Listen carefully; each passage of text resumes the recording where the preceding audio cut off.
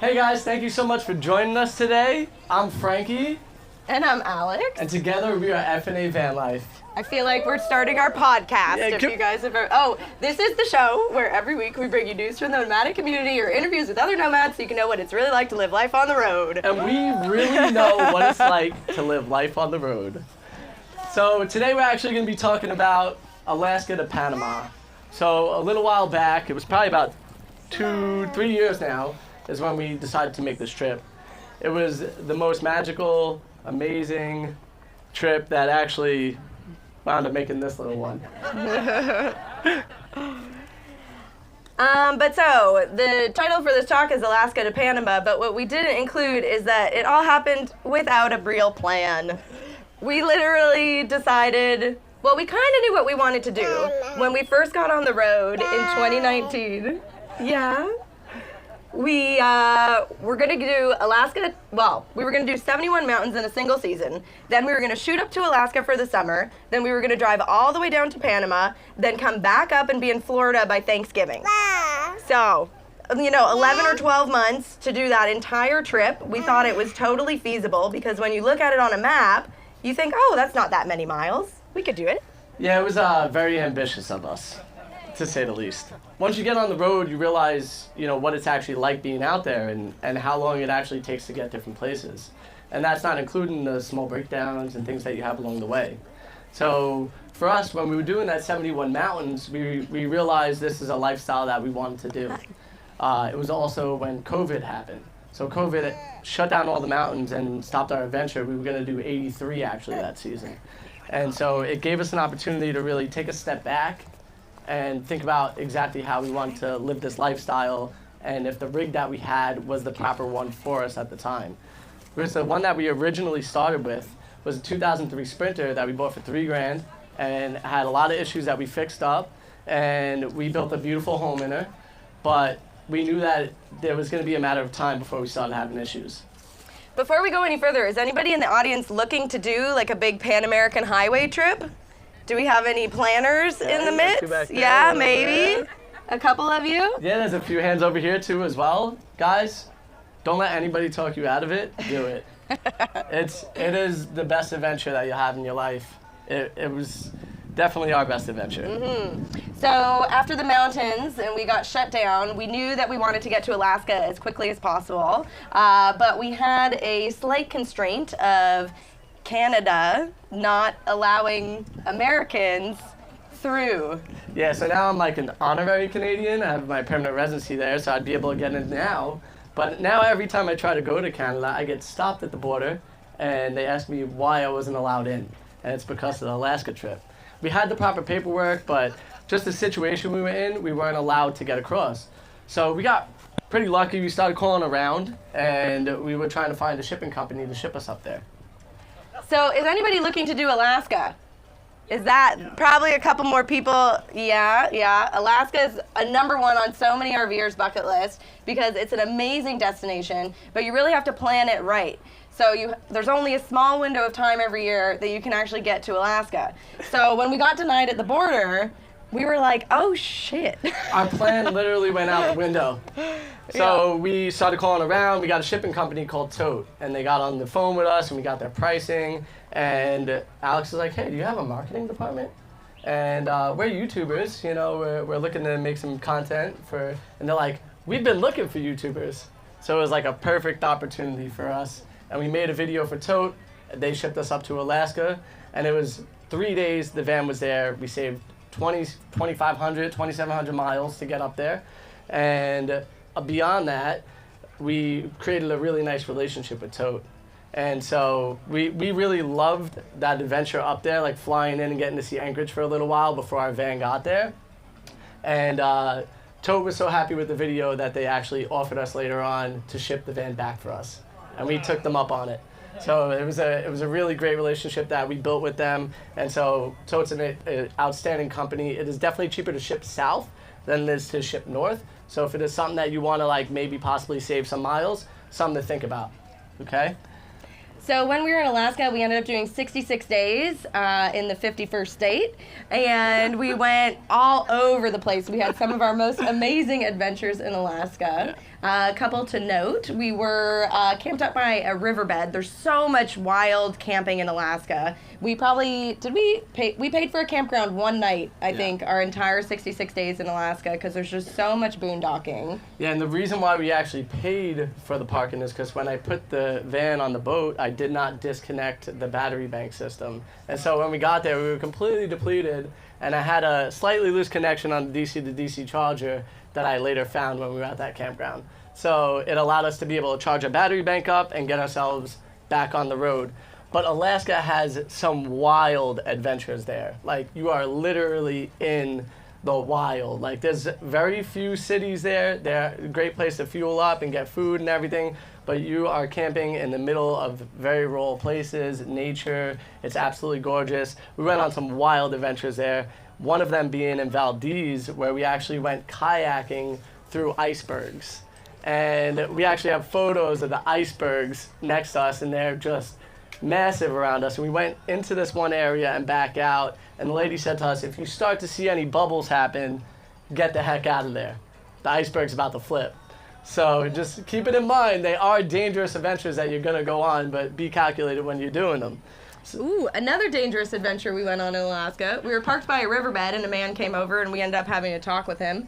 And Frank says, do you know any hikes nearby? And he says, no, but I have a couple extra four-wheelers, and I'll gas them up. We'll pick you up tomorrow. We'll go for a four-wheeling ride up into the tundra.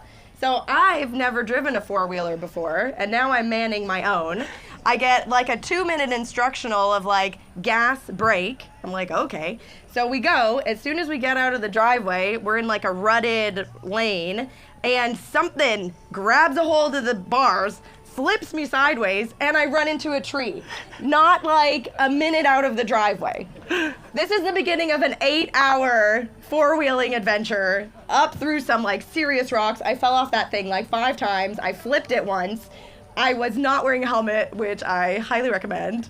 But my French braids saved me. There's literally one point when Alex fell, and she fell in slow motion. She was like, whoa. And I watched her head like barely touch the ground, and I was like, oh my, and something was looking over us for sure. Alex definitely got saved on that trip. And the fact that she went for this adventure, though, this was like expert terrain. And the fact that she went for it, I was so proud of her, just to you know, just go for it. You know, that's part of who we are. There's a fun saying that there's a million ways to die in Alaska, and we tested out a couple of them. But we made it back to the lower 48, and then it was time to set off for our southern adventure into Mexico and Central America. Yeah. So Mexico, we were a little bit nervous, as a lot of people are, to go down into Baja. Has anybody been to Baja? Mexico? Yeah, nice. Got one over here. Anybody else? Anybody want to drive their rig to Baja? Okay. Got a lot of hands on that one. So we were nervous, just like a lot of you guys probably are, because of the stories you hear, the things that people tell you. You know, if you lead with kindness, and we made a few rules. Don't drive at night. Lead with kindness. Try to learn the language a little bit to speak to people. You do these things, and they'll go a very long way. The people down there are amazing. They're looking to help you. They're not looking to hurt you. You know, most people in the world are like this too. A lot of people feel like you have to go with a caravan into Baja, which if it's your first time and you want to go with some other people, go for it. Within a couple of weeks, we like traveling by ourselves, and we just wanted to be on our own. But we did get stuck a couple times with our friends. And with the first time, just on the beach, it was a beautiful sunny day. The wheels got stuck in the sand. You haven't been to Baja if you're not stuck in the sand. So be sure to bring some Max Tracks and a shovel and some recovery gear, like a tow rope and things like that.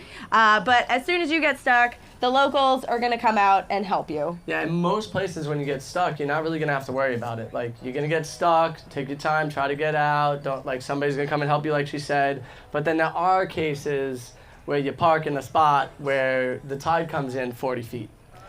And this is on our YouTube channel. It was insane what happened. We pulled up to this spot with 2 other vans, and we went to have some margaritas. And one of our rules actually was not to drink while we're traveling, just in case we had to get in the rig and drive. Well, and so here's the caveat to this. There was an iOverlander spot, which we didn't mention. We used iOverlander for the entire trip, all through Alaska, Central America. iOverlander has all of the spots that you need for parking, water, propane, everything. Like, iOverlander is so stacked, especially for border crossings as well. So definitely download that app if you're going to be doing any big travels. But so we're on iOverlander, and we find a pin, and it looks like a great pin, so we drive out there. But then there's a couple of locals, they're hanging out, they're drinking, and we have a couple vans, so we don't want to intrude. So we think, you know what, we'll just go down the beach a little bit further and just park up there. That'll be a good spot, no problem. So we park up the vans. Yeah, we parked up the van. We drove down a road, like a dirt road that looked like it was a legit dirt road. And we park up. We go into like a little, circle triangle that we all do so we could like be together. And we pop into people's van and we're having a margarita. And probably the first sip of the margarita, I just look back. And behind me is waves coming in to our spot. Like legitimate Pacific Ocean waves. And my heart sunk, and I just say to everybody, yo, everybody jump in your vans, we gotta go. So everybody's throwing stuff in, we jump in our vans. The one couple pulls out, they get out, another couple pulls out, they get out, and I have to back out and swing the truck around, and I went a little too far. I got caught in the salt marsh. And the rig starts to dig down into the salt marsh, and we're trying the tracks, we're trying all these different things to get ourselves out of this situation, and nothing's working. Another couple, we hooked up with them with the tow rope that we had, and they tried pulling us out, couldn't pull us out. So we got to a point where the water was coming in, it was halfway up the tires. I literally looked at them, I'm like, let's disconnect. We disconnected from them, they tried to go out, and they hit the gas, and they drive right into the salt marsh. They went the wrong direction. And so now we're all stuck. There's one van that's not stuck. So we're like, we all got to get in the one van that's not stuck, and we got to get out of here because we're looking at the tide report, and there's another, how many feet? I think it was 9 meters that was supposed to come in that night. So, yeah. And we were at the very beginning of it. So we're scared for our lives. The other couple's scared for their lives in their van. And we decided to grab our passports, our clothes, and our electronics. So that way we could keep filming, get the content for everybody, and at the same time, make sure that we have the things that we need if we need to leave the country, paperwork-wise. So yeah, we jump in the other guy's van, and luckily he's from Colombia, speaks fluent Spanish. So we jump in the car with him, or their van with them, and we're driving out, and he goes, let me just try this. Stops a white Honda. There was like a bunch of cars driving around for whatever reason. It was the weekend. Stops this white Honda and says in Spanish, hey guys, we have 2 vans over there that are stuck. We can't see them from this point. We're so far away from them. And we need help. Do you know a tow truck driver? And the guy goes, I happen to know the local tow truck driver. And immediately picks up his phone and calls for us. So talking about how kind the people are. Well, and then it turned into a party because they were helping us. So our friend, the Colombian in his van, he cracks beers for everybody. We're waiting at the side of the road for the tow truck to come. The tow truck shows up. It's this tiny little truck that's like 40 years old. Yep. We're like, there's absolutely no way that this truck is going to be able to pull our Pro Masters fully loaded with their houses on the inside out of this marsh. Not only that, they also show up with another like blue Honda Civic that's like a beater car. So that way they could drive this car as deep as they could into that water, so they're not ruining their tow truck with the salt water. They also brought an audience of a bunch of like young Mexican girls who were Facebook Living the whole experience in their like Friday night going out clothes with like a couple cervezas, and they were all like laughing at us, and we were like, yeah, And the coolest part about it is even though they were in their like go out clothes, they were walking through the water with us. We were like knee-deep. They were just happy to be a part of this experience with us, and as scary as it was and as crazy it was, the tow truck was able to pull out the other couple, and then we were just far enough away where we needed a tow strap. Luckily, we already had it on there. And we overlapped by literally like 2 feet, and we were able to link up to that tow truck, and they were able to pull us in. And so we got so lucky. But talk about the kindness of people, right? So when you think about Baja and people are trying to scare you about it, this is how kind people are there. They didn't even want any money or anything. The tow truck driver was like, 200 US. for 2 trucks to get towed out. In the middle of the night. In the middle of the night. It was midnight when this happened. So imagine if we would have fell asleep. You know, we would have had water up to the windows. So we got really, really lucky. Thank gosh for margaritas. All right, so we ended up spending about a month and a half in Baja, traveling all the way from the tip to La Paz. And we entered Baja actually in May, which is kind of unusual. Most people, when they go to Baja, they're thinking, I'm going to escape winter. So maybe post-Christmas or post-New Year's, they go down January, February. It's still kind of cold in Baja at that point. We ended up coming back through that time, and I was in like sweatpants and a sweatshirt, and then the girls would be in their bikinis. They would take their sweatpants off, take their sweatshirt off, run into the ocean, take the picture, and then run out of the ocean and put their sweats back on. And I'm like, no wonder people think Baja's hot in February. Like, it's not that hot. So anyways, we go down in May, and we got told by so many people, it's gonna be too hot. You're gonna die. Your dog is gonna die. You're gonna sweat to death inside of your van. You don't have air conditioning. This is a terrible idea. You're gonna get murdered or you're gonna die because you're too hot. Yeah, so in our case, it really took till January for it to like start to heat up. It was right around 4th of July when we left. You mean July? You said sorry, January. Sorry, July, yeah. It was right around 4th of July when we decided to leave Baja. But I'm going to go back to Baja since a lot of you guys want to go there. The places that you could stay there, the things that you could do. All right, so when you're driving down Baja, there's going to be a route where you come down and then you kind of cut across.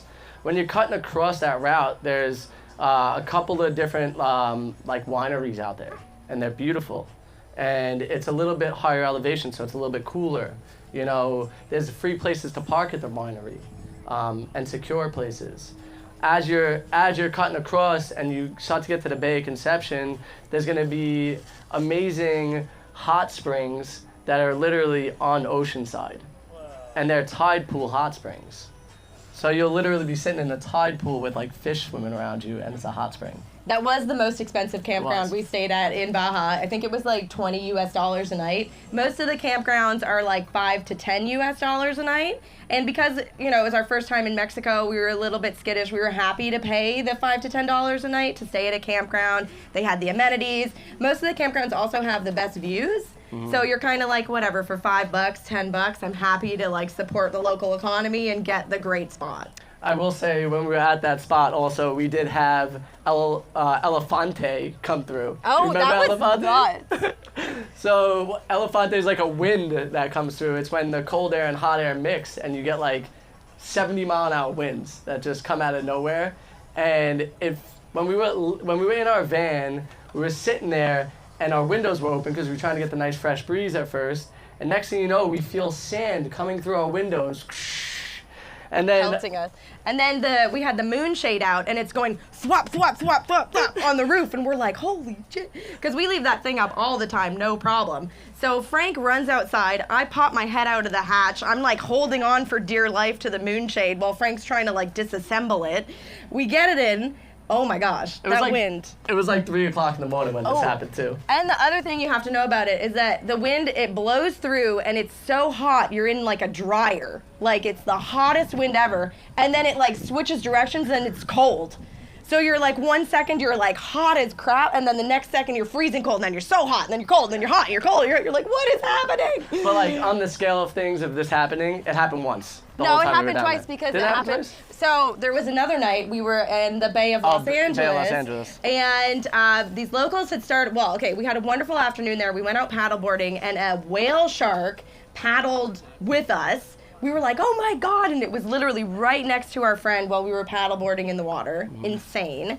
And then we're hanging out, we're having like a low-key evening, and some local guys pull up on the beach next to us, blasting really bad American music. Like, I don't want to say bad, but like really loud, kind of like 80s, like they know all the words to every song, and they are loaded. We come to find out that they're having a bachelor party. One of their buddies is getting married, so they're just like having this wild party. And they keep inviting us over to come over and hang out. We wound up going over to hang out. If you can't beat them, join them, you know? Yeah, the music was loud, so we're like, just screw it, we're gonna go out there. And these guys were partying their butts off. And they were pouring beers on each other, and it was a wild experience to watch. We were dancing. They were it super ended up friendly. being really fun. But so eventually we're like, okay, we gotta get out of here with these guys. We've been here for too long. We're all just gonna go to bed.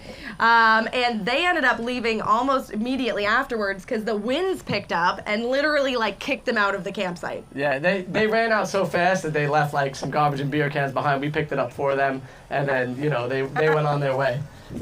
Sorry about that. But yeah, so the experiences that you'll have there are going to be much different than ours. Everybody has different experiences when they go, but once again, this goes back to the people being really friendly. And then another really cool situation is when you get down to Cabo. I know a lot of people don't want to go stay at the hotels, but what's really cool is there's these little slits in between some of the hotels that you could literally pull up and park at. And it's free, and you get the beachfront because the beachfront is public. So you get still the same beachfront views as some of these hotels, and yet you're not paying that hefty fee that the hotel has. And then there's a lady doing massages for $60 for an hour. And so, you pop over there, you have a nice massage, it's nice and calm, it's beautiful. You could clean your feet off and stuff in the little showers that they have at the resort, they don't bother you. If you're feeling really bold, you can try to get in the all-inclusive buffet, but we didn't actually try that. But so anyways, we had an amazing time in Baja. We would definitely go back. We totally recommend anybody who wants to do it to go for it, whether you're going by yourselves or with a little caravan. Don't have too many vans, because we've seen some like ginormous caravans going through, and then it's just like the streets are small, the beach is just smaller is better when it comes to Baja. Mm-hmm. So pick a few select people that you really love and go with them. Yeah. And then when you're ready to explore, we call Baja Mexico Light, and then mainland is like real Mexico. So we took the ferry from La Paz to Mazatlan.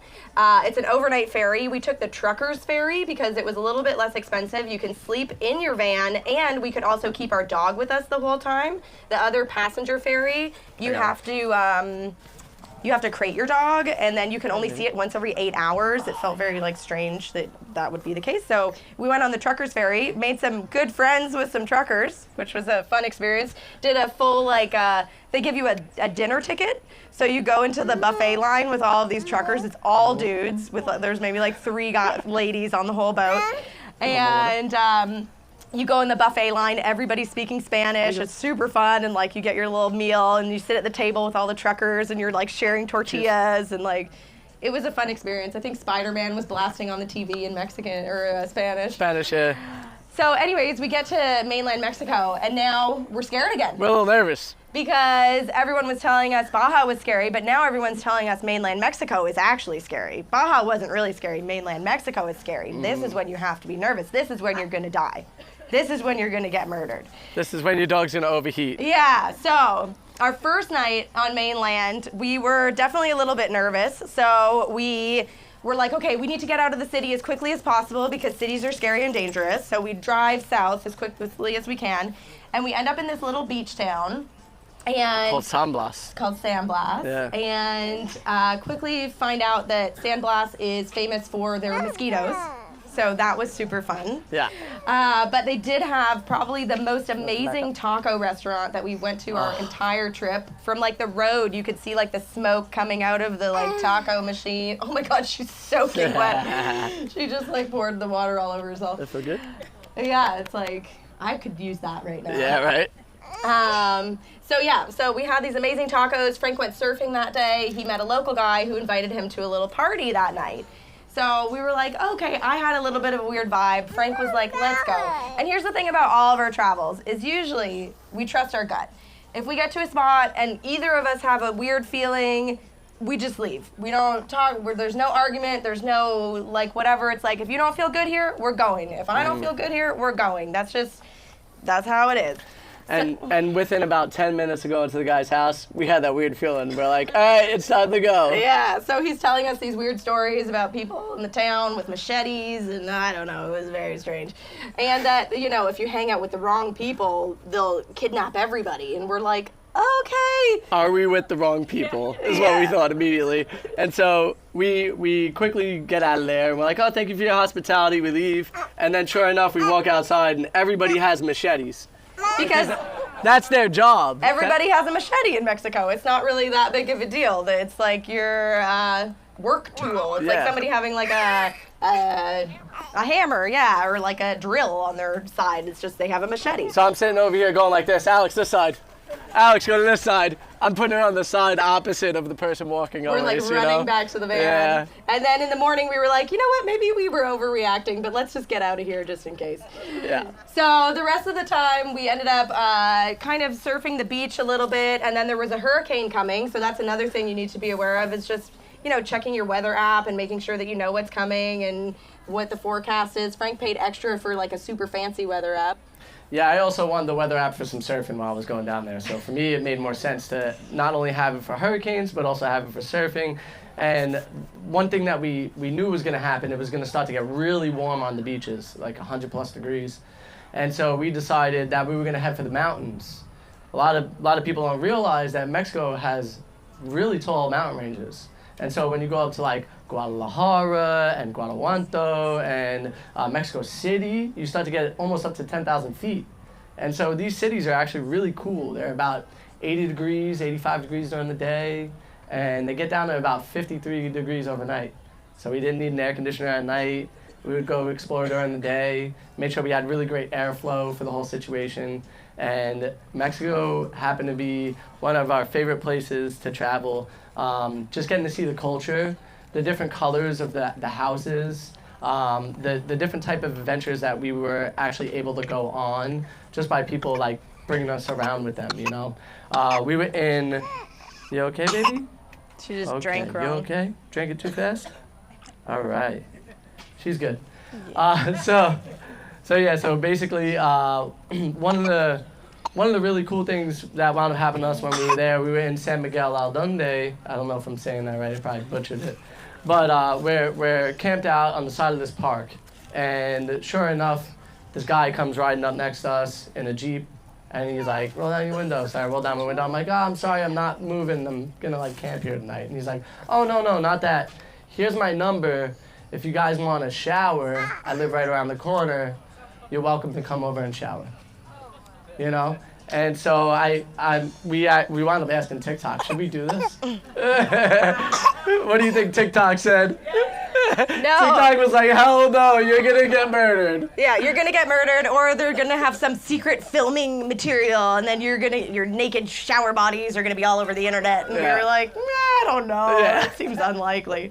So anyways, we took him up on his offer. He lives in a super gorgeous gated community in like a beautiful, almost like mansion of a home, and he basically took us into like a guest house, and was like, if you guys actually want to stay here, like, you're welcome to. Nobody's using it. Like, air conditioned, bed. Whatever. His, like, kids were bopping around. He's like, everything's good. Like, he actually travels via motorcycle. So he has his motorcycle in the United States, actually, does big drives, then puts it into, like, a storage facility, flies home, flies back, drives some more on his motorcycle. So he's like, I get life on the road, and I get that sometimes you just need a nice hot shower. And so I wanted to offer it to you. Mm-hmm. Yeah, he said that was absolutely the best thing when people would invite them into their home and give them a nice hot shower. So he was just paying it forward, So once again, people are super kind. Mm-hmm. But so one of the most exciting things for us was all the cities in Mexico. So actually getting to see all of the architecture, the old cathedrals, just wandering the streets.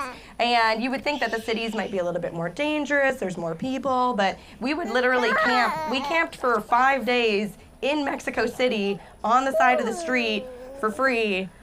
No problems at all. We didn't even move our van. We were just in and out of the van for 5 days, exploring the city, had a great time, ate so many tacos. We parked on the street boondocking more in Mexico than we did in Baja. Like, that's how safe it was, And we even pulled up to some spots that we were, like, in the middle of nowhere in farms. The people even told us that it was fine, but once again, we followed our gut. There was one time where we just didn't feel like it was right, so we took off and we got a campsite. Yeah, we also wanted to hang out with some friends that night, so everything works out. But yeah, so we basically spent the whole summer in mainland Mexico, kind of bumping through all of the towns in the mountains, staying away from the heat, and then it was time to drop into Guatemala. Ooh. So this was our first well, I guess it was technically our second like Spanish border crossing, but the border crossing in Tijuana into Mexico was kind of a joke. Like we drove up, we were like, okay, we're so prepared, we have our papers, we're like ready to go. Get the FMM. We drove in, they looked in, they're like, cool. And then we drove and we're like, okay, where are they gonna question us? Where's the like interrogation? Like, let's go. And then it's like, welcome to Mexico. And you're like, that was it? Yeah. We're done? Yeah, make sure you get your FMM. The FMM paperwork is really important, so make sure you stop and get that. It's really easy not to stop because it's so easy to get into the border, it feels like. Yeah. So, pardon? It's- I don't know the Spanish like FMM, but it's like a temporary import paper Well, for your no, vehicle. that's your tip. No, That's your tip. What's your FMM? The FMM is basically like your visa to come into the country. Yeah. Yeah. So like when you fly in, they give it to you on the airplane. Okay, we can't touch that. Hey, can But you go so give them a we fist got bump? our tip Go for give our them a fist vehicle bump. in La Paz. Go give them a fist So the tip is important when you're actually traveling into mainland. You don't need a tip, a temporary import permit to drive Baja, but you do need a tip to drive in mainland Mexico. So definitely before you cross over, you need to get it in La Paz. And actually, we had them, what do you call it? Deem our vehicle as a RV. Yeah, they inspected our vehicle and deemed it an RV, and they gave us a 10-year tip, so we could go back and forth into the country, and I think it cost us like $80 US. Yeah, It was max. very Probably 60. inexpensive. I always see posts about Mexican insurance. How does Yep. that work? Is that like, it sounds like it's a must-have. Yep. Yeah, so you do have to have insurance. We went through Baja. So we went through a Baja travel agency called like Baja Connect, Baja Bound, Baja Connect, Bound. something like that. Yeah. Baja Connection. And so they hooked us up with a company. You pay for 6 months because that's how long your visa lasts in Mexico. You can pay for 1 month or 6 months. So we paid for 6 months. We have heard from other people that it's a little bit of a joke because if you actually try to use the insurance, it's probably not gonna work Yeah. because now you're like speaking English probably, I'm assuming, to a company that's in Spanish, and they're like, oh well, they're just gonna leave and we're just not gonna pay. And so we had some friends who literally got Their door hit. their door got hit as they were in the line trying to leave the country. And then they spent months trying to talk to the insurance company in Mexico to get their door fixed. Yeah. When really they probably should have just crossed the border and then had it happen in an American parking lot, and then they would have got it fixed. But anyways. Yeah, so just think about the paperwork. It's actually, I would even say get your tip too, just in case you do decide to go to mainland Mexico. It's worth just having it, you know, or even if you drive too far north and go too far east, you might need it. So you don't want to get caught without having that paperwork, because also we have some friends that lost their vehicle to the federales because of not having that tip, and they entered the wrong place and they needed it. And they're still struggling to get their rig back. Yeah. So they love paperwork in Mexico and Central America. So you just want to get it. When you get it, make a copy of it, make 5 copies of it, keep all of the copies in your van. We also, before we went down, we made copies of our driver's license and our passport, because you are going to get stopped by the police. You are going to, especially in Baja, they have a bunch of military checkpoints. So you are going to have to go through these military checkpoints, and they are going to want to see your identification. And so we would just always give them a paper copy of our identification, and everybody was fine with that, because you don't want to lose your actual ID. And so we did have one situation where we were in Nicaragua, and the guy was just insistent that he needed the actual ID, and we were like, we're not going to give it to you, because when we give it to you, you're not going to give it back. And he's like, no, I'll give it back. And then we gave it to him, and he was like, haha, I'm not giving it back. And we were like, see, this is why. Basically what that came down to, though, is I told the guy to just give me a ticket. I'm not paying you. Give me a ticket. I'll take it to the police station. And he goes, the police station's in Managua. That's 3 hours away. And I said, yeah, I'm driving there right now. And he was like, oh, okay. And just gave me my license back. And that was it. He was just looking for a bribe, you know, and I understand. They don't make a lot of money down there, so as a cop. So they try to get little bits when they can. But we get into Guatemala, and Guatemala we had 0 expectations for. And what we found out is that when we have 0 expectations for a place is when we have the best time, or the most relaxing time, or we see the most beauty. it was rainy season when we got there, and Guatemala was green and vibrant. It was one of the most beautiful places that we just like entered this country. It's also very mountainous, and we're driving to a place called Lake Atitlan because we heard some stories about it from people. So we're like, let's go to Lake Atitlan. You drive up to 13,000 feet, and then you drive down this brake burner of a road that's like snaking down the mountain, and you get down to 5,000 feet, where it's one of the most beautiful lakes in the world that's surrounded by dormant volcanoes, and in the distance is an active volcano called Volcan Fuego, and it's exploding every 5 to 15 minutes. Plume of lava out the top. Yeah, incredible. So we got to Guatemala and we had to like reassess our situation. Alex and I actually sat down and like, are we doing this for YouTube or are we doing this trip for ourselves? And we came to the conclusion we were doing it for ourselves. You know, it was great content for people, but also at the same time, we wanted to do this trip. And I think that was a really important, pivotal point in FNA van life, you know? So we decided to continue on this trip, but we spent 3 weeks in this campground that was $10 a night. And you had this magnificent view, plug-ins, water, hot showers, a sauna, 2 docks that were 15 feet off of the lake that you could jump off of into the water. It was incredible. It was incredible, and like Frank said, it was rainy season. So during those 3 weeks, we're parked on like a grass pitch, and every day it's raining for a couple of hours. And so 3 weeks goes by, and that grass pitch is now a mud puddle. So now it's time for us to leave. Each of these countries gives you 30 days to get through. So we had 30 days in Guatemala, and we're getting kind of close to the end of that. So that kind of like guided the trip, really. Like we didn't have super specific things or, you know, bucket list things that we needed to do. We would talk to people and they would tell us, and then we would mark our map and we say, okay, we're kind of driving in that direction. But the big thing was that you've got 30 days in this country to get from the north to the south. So every time you're driving, you're going a little bit further south. Mm-hmm. But so it's time for us to leave this campground, and we can't. We got about a foot on the first day before we dug into the mud. And then we're like, okay, we need to like wait tomorrow. We'll like wait till the sun comes out and it dries, and then we'll like plan it strategically, so, you know, to go before the rain. So it was as dry as it was going to be the next day, and we got maybe another 4 feet. And so basically I'm like, I can't wait for the sun at this point. I'm just going to walk ourselves out with our max tracks, and I literally walk us all the way up to the path that we could hopefully just drive straight up. And that rock that was there was like river rock. It was slick.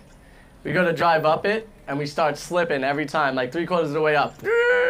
Start going over. And then the guy at the campground says, hey, this guy's going to help you get up. He does it all the time. I'm like, all right, cool.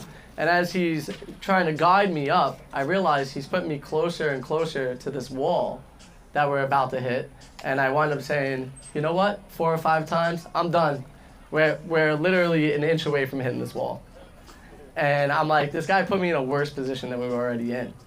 So then the community, though, at this RV park, I start talking to all of them, like, hey, you know, how can we help? Everybody's saying, so I'm looking for somebody with a 4x4 rig that is above us, because we were kind of blocking the exit out. So nobody below us could help us. Everybody above us was the only opportunity. So there was one guy that was above us that had a 4x4 rig and was able to hook up with us. But here was the thing. Right before that happened, they were rebuilding the docks, and the truck came in to drop off all the boards for the docks. And when they did that, that truck also got stuck. So now we had to help get this truck out from being stuck by using like weird pulley systems that one guy knew from sailing. And we were using the tow ropes, and we were wrapping them around trees, and we were able to push the vehicle away from the buildings while he backed down slowly. And so that allowed that vehicle to get out. Once he got out, the 4x4 was able to come out, hook up to us. We had 5 guys push from the back while the 4-wheel drive car pulled us out. And there was another RV who happened to be parked by our tail end, so he hooked up to our tail end, pulling us sideways while the truck was pulling us forward, and then all the guys were pushing the rig. Yeah. And so somehow we got it out of there unscathed, not even a scratch. But our very last night at that campground, we had to sleep on a 90-degree angle because we were so stuck on this hill. And so the whole night we were like, whoa.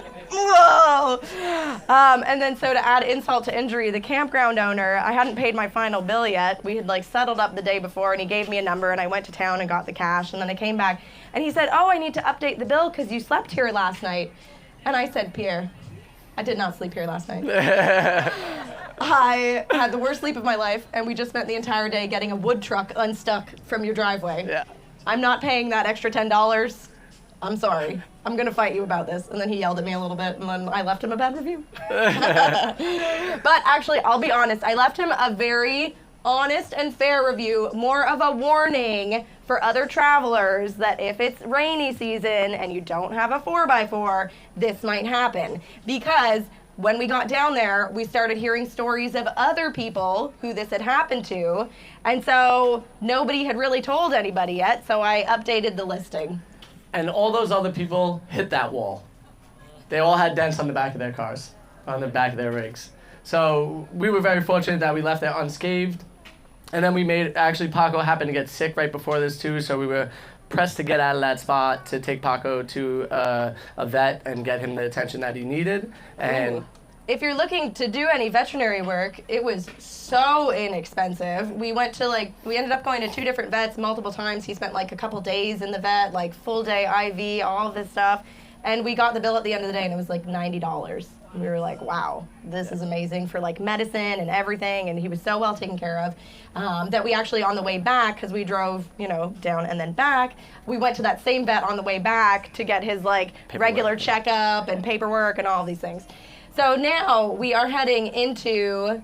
Well, first we get to Antigua, Guatemala. And Paco's, not doing so great, and I was really worried about him, so I didn't want to go on this hike. But something to talk about. There's a hike called Atatenango, and it's a dormant volcano that is just across from Volcano Fuego, that exploding volcano that you can see from a distance. And it's a 4 or 7 mile hike somewhere around there of 4,000 feet of vertical. So $60, you get to sleep and watch that volcano explode from the same height of it. And so it was an adventure that I decided to go on. Alex stayed back with Paco. But the compression of this volcano exploding, feeling it in your chest, was unlike any other experience I've ever had in my life. So if you're interested in doing a volcano hike, Guatemala's the spot. Mm-hmm. Oh, you're going to love that. Oh, yeah. So we are now heading down to El Salvador. Yes. Yes. And so check iOverlander anytime you're doing a border crossing, because it will have super updated information about where to go, what to do. There's always like 5 different doors that you have to go to, secret windows in like back alleys, because you have to check in you as a human being. Then you have to check in your vehicle, and then if you're traveling with a pet, you also have to check in your pet. Mm-hmm. Then they're all different offices, and they're all scattered all over the buildings, and you need the paperwork from one to get to the one on the other. So our plans with the borders was always to get to the border, near the border, the night before, camp out, and then head to the border first thing in the morning. Sometimes we got there before it was even open, because it's not like the Canada-U.S. border that's just open 24/7. You could just roll up whenever you want. The borders in Mexico and Central America are like business hours, basically. Yeah. So you get there in the morning, and hopefully you're one of the first people there, and then you can get through and start your adventure. Yeah, and generally speaking for us, even with the dog, every border took about 2 hours. Like, it was pretty easy as long as you followed that instruction from iOverlander, in and out, good to go. The only one that's really, really difficult is Nicaragua, but we'll get to that. So we crossed into El Salvador, and we ended up hooking up with a tour company, another YouTube couple that you guys might know, Trent and Allie. They traveled through El Salvador, and they met this guy named Salva with Chunco Life. And so they were like, you have to go see Salva when you're there. So we did. And he took us under his wing, and we did so many amazing adventures with him. We hiked up to the top of a volcano. He took us to see turtles hatching. Mm-hmm. We went on a bunch of like really cool hikes.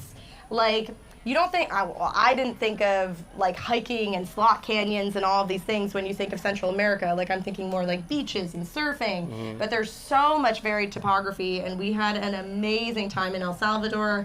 Pupusas, does anybody know what a pupusa is? Oh my God, they're these little like corn patties that they fill with like beans or cheese and then chicken. So good, and they're like 60 cents each. So El Salvador is actually on the US dollar, but the US dollar like it's 1950. Yeah. So everything is like $1, 50 cents, $1.50. If you give somebody a $20 bill, they're like, I can't break that. Like, whoa, no way. So bring your change purse for El Salvador. Yeah, El Salvador, I like to think of it as, it's an extremely safe country now, and they have the biggest heart, and they're so proud of their country. And so it was so beautiful to see all the people, how excited they were for us to be there. You know, because they haven't had a huge tourism over the last couple of years just because of the gangs and whatnot. So, I don't know how much time we have. Where are we, how are we doing? 10 tops. It's 4:30? Yeah, 10 tops, he said. Okay, yeah. cool. So let's go to the next country. Yeah. So we go to Nicaragua. Well, we scooted through Honduras really quickly. There's a small stretch of land between El Salvador, Honduras, Nicaragua. Yeah. So we did 2 border crossings in one day, which was a lot. Yeah. We did it with some friends that we had met up with along the way, so that was kind of fun that we could all do it together. So basically, you cross the border into Honduras, you do like a 2 or 3 hour drive, and then you cross the border into Nicaragua. That was the longest day of the entire like 10-month journey, because the border crossing in Nicaragua ended up taking like 6 hours, so we didn't get out of there until like almost 10 o'clock at night. It was very exhausting. But then in Nicaragua, we spent so much time at the beach. We were traveling with some friends who were big surf bums, so they were chasing waves, so we ended up just going from wave to wave to wave and spending so much time at the beach. The beaches in Nicaragua are pristine, and there's nobody on them. You know, so because everybody's working or doing something different, there's quite literally nobody on the beaches in Nicaragua. It's like open country. It's just a really hard country to get in and out of. Yeah. Oh, if you have a drone, don't take it to Nicaragua. They will take it from you.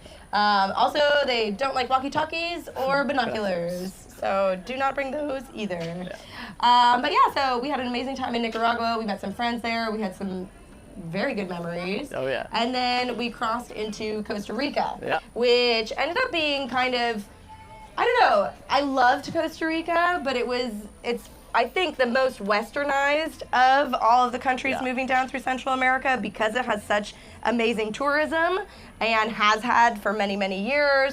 A lot of the towns are just full of expats, and the pricing of things, you know, after being in Mexico and Guatemala and El Salvador, and then you get to Costa Rica and you're like, wow, this is very expensive. So we did have a really nice time in Costa Rica. We actually made friends with a lot of expats. We went to some really bougie farmers markets. And bougie houses. Some very nice houses. Yeah, we got to camp with some really cool people who let us use their pools and things like that. But yeah, Costa Rica is really big on ecotourism, so you can go see the sloths, you can walk through national parks. It was a really beautiful experience. After Costa Rica is Panama, and Panama is like Costa Rica but without the tourism. And we made it to Panama. We traveled all through the country, beautiful mountains along the way, and we went to a place called Boquete, which is like coffee, you know, where coffee derives from. A lot of places up there, the perfect weather for it. Very rainy though. And then we made our way to a place called Santa Catalina. Santa Catalina was like a surf bum town. It was super beautiful. We were so relaxed that Alex got pregnant with Everly. Oops. What a little bundle of joy, that little girl. Look at her. Yeah. Hey, get your finger out of your nose. She's going to do that for a while. Yeah, so Panama was a beautiful country that we'll definitely be going back to, whether we drive or fly. It's a place that's dear in our heart now because it's where Everly was conceived, and so we love Panama for that. And at that point, when we found out that Alex was pregnant, we found out in Costa Rica on our way back north. We told the family. They were super excited. And we had to make a decision at this point. Are we going to go south? We're going to go back north. At that point, we were like, you know what, we're going to go back north. Alex is Canadian, so we went back up to Canada to have Everly. But on the way, we stopped at the tip of Mexico in Baja. We went back to Baja. It was so great. And at the tip of Baja, we actually had our first sonogram of Everly. And so the first doctor's appointment for her was in Mexico. And it was cheap. Actually, the guy wound up doing it for free for us because his credit card machine wasn't working. And he was like, I only take cash. And I was like, sorry, I only have a card. And he goes, you know what? Congratulations on your first child.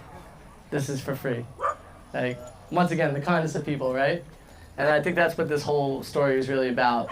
You don't need a real big plan, you know, and the kindness of people are always people are gonna be fair to you. You know, as long as you're nice to them, they're gonna be nice back.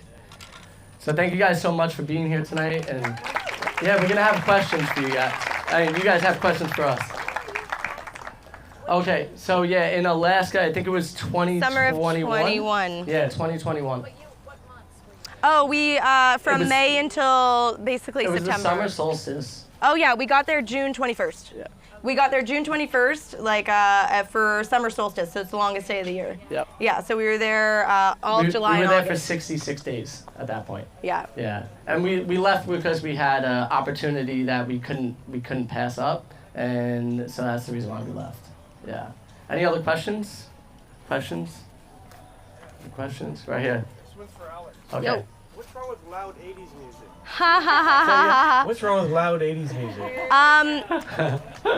Well, I don't think it was anything wrong with the 80s music. I think it's more about the karaoke of the like broken English Billy Joel. That's all, you know. Yeah, it was pretty hilarious, honestly. Yeah. Any other questions about Baja, Alaska? In total, between our two vans, we did probably about 80,000 miles. Yeah. Yeah, we did 30 in the first one and almost 50 in the second one. Yeah. But I will say we were able to find, we had the Ram ProMaster 2019 for the trip down through Central America, and we went to a bunch of mechanics along the way for just like oil changes and like regular maintenance and things like that. We were always able to find people to help us. When we were in Guadalajara, we actually found like a Ram dealership, so we went to the dealership and got all of our maintenance done on the vehicle. So it's not hard to find somebody to work on your car. We did have a propane line bust in Nicaragua, and we couldn't get another propane hookup just because we didn't know where to find it. And actually a guy on Omotepe, which is like a little island, a volcanic island in the middle of Nicaragua, the guy literally fixed it with a plastic piece, put it all back together. I tested it. It was good to go. So people are super resourceful down there too. Do you let your mother go by herself through all of Mexico and Central? 100% I'll let my mom. My mom's the most positive person in the world, so like, she would make it, you know?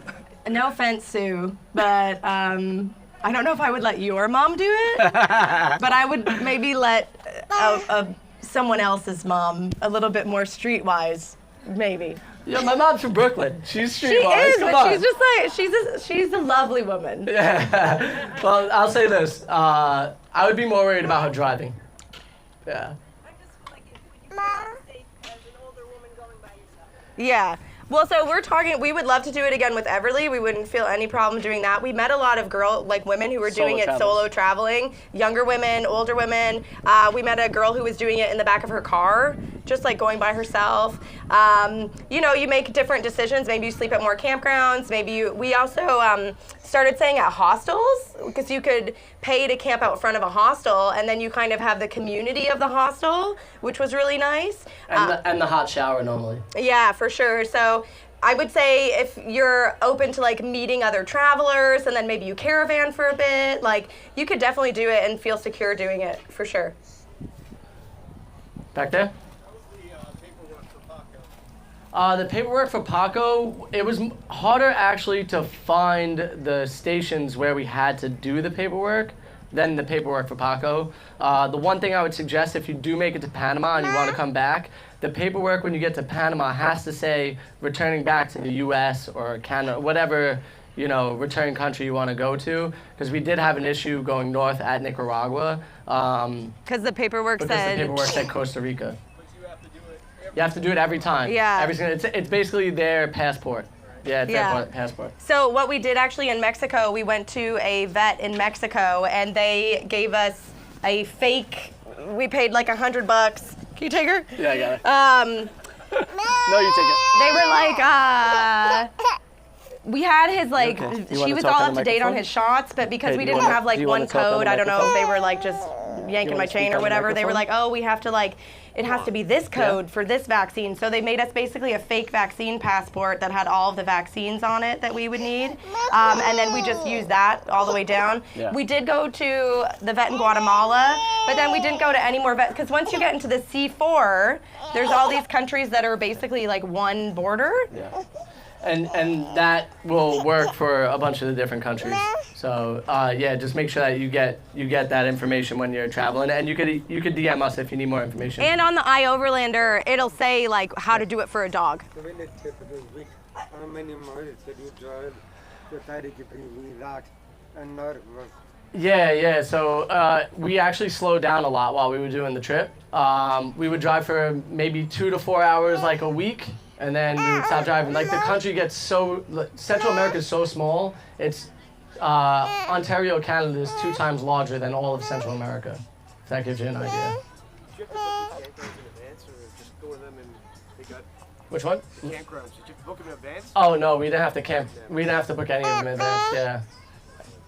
How did you finance your trip? Did you save up Yeah. or did you work that you Yeah, so to start our trip, we actually saved, Alex and I both saved enough money for 1 year of travel. And that 1 year of travel for us was about $1,000 a month at the time. This is 2019. So that's what we found worked for us. And then while we were on the road, we started making content and money started coming in from that, and we made it our full-time jobs. Yeah. Anybody else? Okay. We did, yeah. We went on a tour of the canal, and Morgan Freeman actually narrates it. So Yeah, it was pretty sweet to see the canal. Like something that I've always wanted to see myself, just like engineering-wise, and what a wonderful feat it was, and to really learn about it. Anybody else? oh, All right. If Thank you, guys. anybody has any questions for us that like more personal, whatever, we'll be over here on the side. We have some Feel free stickers, to too. come and ask, and we got a bunch of stickers for everybody. So, thank you guys again so much.